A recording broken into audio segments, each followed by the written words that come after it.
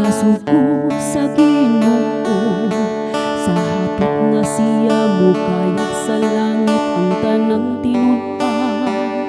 Isugo niya panglakaw kamo, isang yawang pulong ko.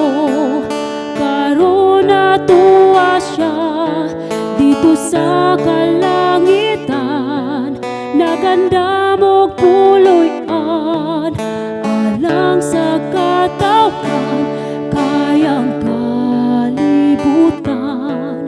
Kung iya nangukman, kuhaon og luwason kadtong nagtuman. Busatuman ta ang tanang sugo niya samtang may panahon pa, nga kanatukitan niya ang kaluwasan ta. Kay hapit na hukmi ang kalibutan ta, magmata sigon kita aron dili paningan sa dugo sa katawan.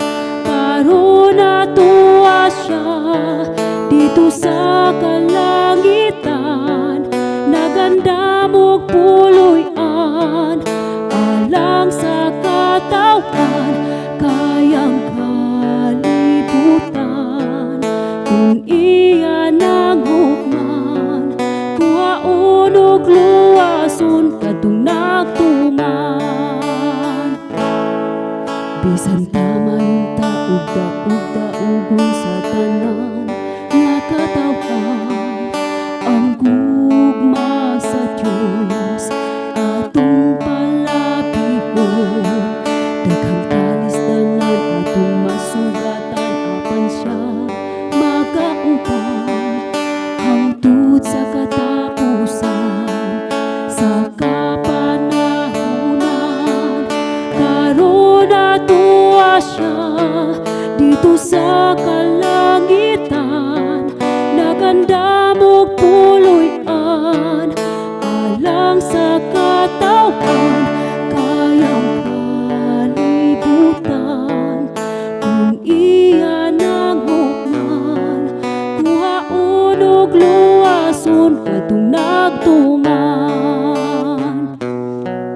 Kuhaon og luwason kadtong nagtuman.